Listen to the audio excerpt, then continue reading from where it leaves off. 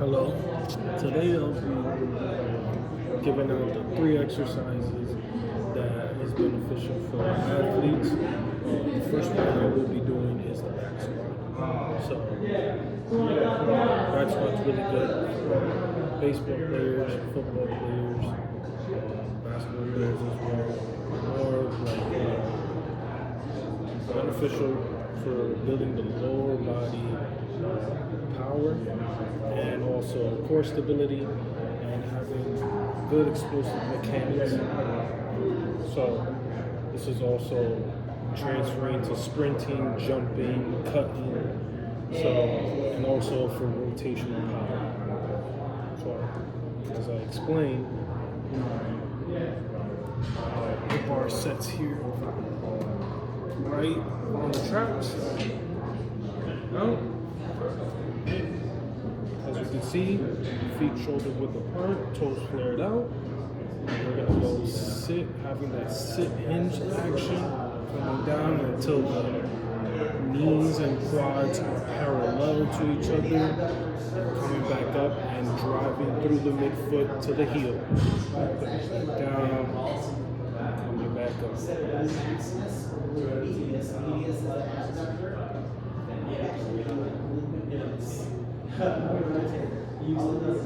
Making sure I have good posture as well is really the key. That's how you perform the back squat. Hello, so today the second exercise would be the bench press, the barbell bench press. Really good for a lot of high power athletes, and it improves a lot in about your upper body and power and strength, and also the rate of force development as well, as we go over. And also having that unilateral control for pushing, hitting and shielding, like if you were a football player as well, and also throwing actions for baseball specifically as well. Hey, Steve. So, as I go, the athlete would lie on the bench, making sure we're in a comfortable position. Light your head. Having these elbows 90 degrees, making sure that we are centered to the bar, right? And now I kind of want to use a little low arch and brace the core, right? Kind of want to use that because if I'm flat on the bench, then I'll be using most of my arms and not my chest, right? So, and also we want to use the ground as well. The ground has energy, and that's how we transmit force. Now as I go, centered, I have good contact with the bench. I'm in the middle of the bar, elbows 90 degrees, not flared out as much. Right? Breathe. And press. Come down, don't want to be flared out, but want to come down and press and breathe out.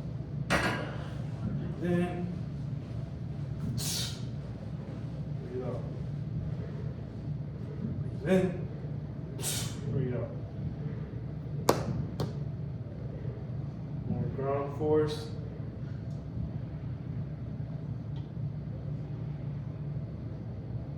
Now make sure our wrist is curling this way. I'm going to keep them straight.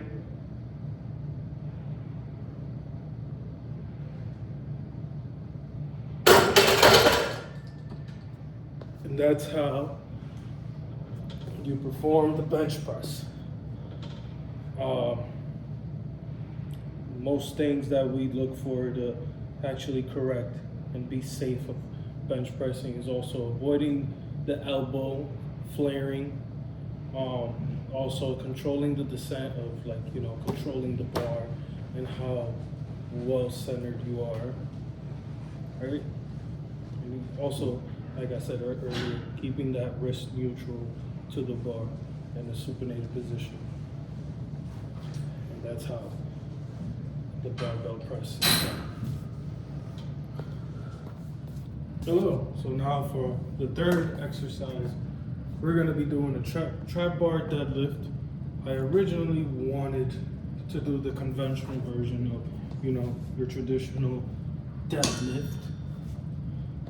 But I also took consideration that maybe from a strength aspect, that trap bar deadlift is much more suitable to our athletes rather than our typical deadlift, just for a few reasons. It's more safer for athletes, and it also is kind of like the key to strength building and having that rate of force production, and it creates more of how to teach someone to deadlift as well. You could teach proper form using the trap bar deadlift rather than your traditional barbell. And this also kind of applies to the demands of sport, the demands of your sport, whether it's basketball, baseball, football, kind of has the same movement patterns that it helps with, such as running, sprinting, acceleration, and general power, especially jumping. You know, jumping it is vertical jumps. Kind of is the best way that we kind of assess power as well. So this kind of helps that and compensates for what you're trying to achieve here in the deadlift. And also the biggest takeaway for the trap bar deadlift as well is just having the athlete reduce their back stress, right? Like that lower back stress is the kind of like the culprit of deadlifting, you know? That we sometimes tend to round our back when we're picking up the deadlift here, right? So we kind of want to have a safer way to actually, you know, hinge and kind of pull up, right? Why is this beneficial? It's beneficial because it works on acceleration power, moving upright, you know, and you're gonna get better sprint mechanics as well, just using this. Also works the quads, the glutes, and the hamstrings, so you're kind of getting that volume as well at the same time. It's just a safer force production, like I said, and I can't stress it enough. It's much more safer and much more, I wouldn't say effective, but it's just a way better safe force production for any athlete. And that's the thing about us athletes, that we kind of want to do things efficiently, quick and efficient, and this is kind of one of those equipment that can really help us achieve that.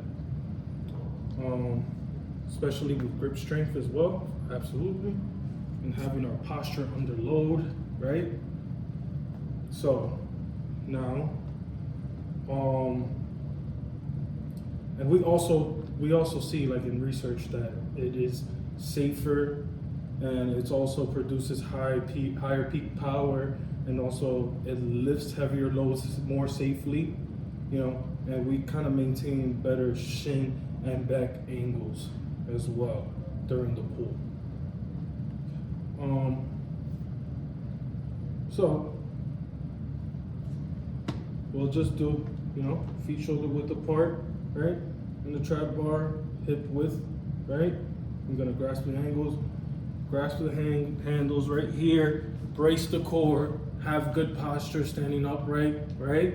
And I'm kind of don't want to flare out my knees so much, but good position right here, because if I was flaring out so much, I wouldn't be able to pull this because my arms and my legs are kind of contradicting the actual lift, right? So now I'm sitting, have good posture, right? And I'm gonna have much more driving through more of the midfoot going to the heels, right? Coming back up. Hip extension, not going all the way out in front, hip extension. And then we kind of want to sit like we're going to squat. Coming back down to the floor, coming back up, and safely coming down, slowly and gently, then come back up, hip extension, and then sit back down, going back down like that. And what we tend to see as much as errors doing the trap bar deadlift is sometimes we have our hips too high, right? You know, sometimes we still have that bad habit of from the conventional deadlift to this, where we round our back. We just kind of want to like muscle it out, which is not recommended. And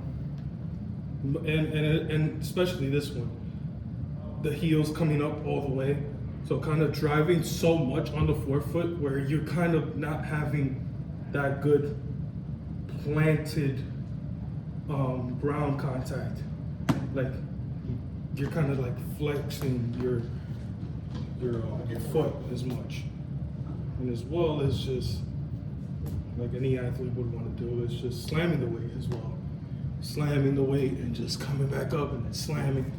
Like you kind of want to be gentle, you know, especially you're kind of having all that force coming down with the weights where you're kind of putting so much stress on your lower back. Coming like this, doing this, and then coming back up. Kind of not the way to do it. Kind of want to keep good posture up. Slowly down.